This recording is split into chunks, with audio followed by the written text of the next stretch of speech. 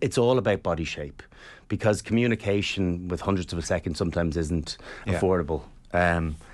So it's all about looking at who the personnel are, who are the ball players, the study you've done on them, what their favoured actions are.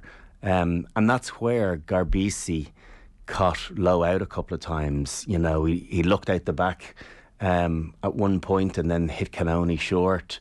He had a Capuazzo coming around the corner and screened one player, looked as though it was to him, but flashed right across the front of him, like really clever stuff. Yes, yeah. Now, the best players are capable of new playbooks every game, of coming up with. Finn Russell's another one that you can't overread. There's very few habits there, so you got to be extra careful with how you defend against that type of personnel versus someone who's a creature of habit, who goes to certain plays repetitively, and that's all to do with the level of analysis that you do and understanding. Welsh players more often than not would be more structured, would be creatures of going back to the same play, whereas someone like Finn or Garbisi, Entomac as well, I don't think so much. So you have to probably hedge your bets a little bit more, and I don't think you can read as many options. It's so interesting.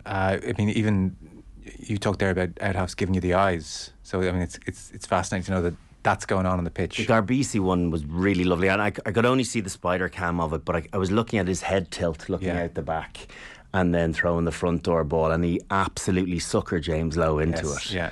Like, it was really, there was one against Scotland, did one against Wales. There was a forward pass to Pelutu, gave a short pass to Hugh Jones, who split, it was forward, but it's that one, looking out the back to a looping Finn Russell, and then he just dips it short to Hugh Jones. Like, that stuff, it's why body language is everything. What tens would give you the eyes and catch you out from time to time? No, like Finn, I think, is the best at it. Obviously, he has the odd miss, but And from your days? From my days, who did you think, damn, he did me there? No one. No, he was just that good. I think the Aussies were always good. Larkham, Carter, but Carter usually had a great platform. He didn't maybe have to fight for it as much. So he had an advantage to begin with. But Larkham, like, really good.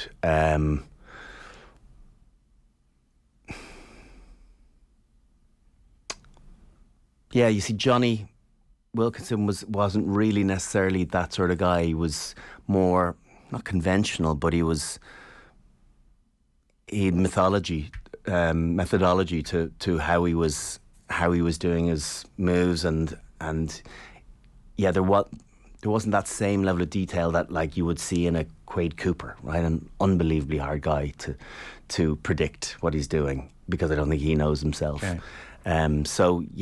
You're talking about complete, unreadable players in Cooper and Finn. Fun to play against that? Because it's a real challenge. Yeah, of course, more fun. Like, obviously, you can make much better reads on other players, but for the most part, it was a challenge. You were kind of exhausted by the end of it, because you were both trying to see. A lot of that is about showing the picture from a previous game and getting someone to read into a play that you've done previously, and then do something slightly different. Okay. Just nuance it ever so slightly, where it's like suck you in, pull you in, and then bang, you hit something slightly different, not a million miles away, where the visual still looks the same, but the outcome is just marginally different, and it's someone else running through a hole rather than the guy you're expecting. Right. So you were to study the tape, but with caution. Yeah. I remember it happened to me. I was playing UCD and then went to Blackrock, and we had a UCD play called Celtic in my UCD days, and so I heard the lads calling Celtic the next year. I was like, I know this, and they suckered me into it. They did. They called it out loud, loud enough, but not not obviously loud, but loud enough that I could hear it. And then he just twisted it ever so often. And I just looked across at those, usually the boys after us, I was like, That's sweet nice. lad, sweet. That's nice. That is nice.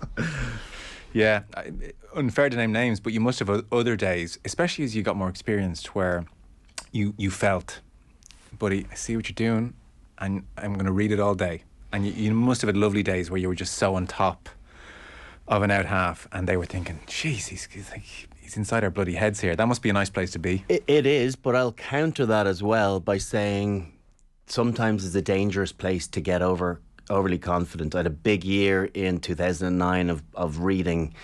Got a couple of intercepts, got man and ball a few times in the Six Nations, and later on in the year, I was like, I'm this reader guy. Yeah, I made one of the all-time worst reads over in Stade de France the following year, from a play that I knew was coming, but it was obscene how bad a read this was. And I came on charging through, like from an instant. I came from 13 almost to try and get to the 10, and I missed them, and they got in behind us. It was, if I saw an 11-year-old do it, I'd be embarrassed for him. Okay. So you have to be mindful about not thinking that you have all of those answers. And that's why I'm really impressed with what Gary's doing, is because he's hedging his bets, that he's sometimes, even when it's a 3-on-2, sometimes he's shaping and then firing late and trying to catch that player off guard. Yeah. And he doesn't get it every time, but I think there's an allowance for him to go and do that and make those reads, and provided James Lowe or Mac Hansen make that read with him, and then Hugo's a brilliant defender as 15, so if they do go hands, worst case scenario, you'd think, all right, our 15 will make the tackle. They might be a bit further in behind, but on the upside, I could get man and ball, or when I whack him and his pass goes inside shoulder, then Max smacks that, and then all of a sudden the impetus is with you. You're behind the advantage line of where they thought the next point of contact was going to be, and so you're on the front foot, they're retreating. So it's all those small little micro wins across the game, and Gary's doing that more and more at the moment, that ability to play off body shape, to the touchline, shoulders to the touchline, and then this snap back in. And it's because as an attacker, when you see that body shape like that, you relax. You think you've got longer than you have, and so you're weighing up your thoughts as to what your next play is. Will I carry? Will I try and draw him? Will I throw the pass? And all of a sudden, before you have a chance to actually pick that, you've been mangled. It's like poker. There you go. That was but a taste of the full rugby conversation. As usual, you can get the full chat wherever you get your podcast. It's waiting for you right now.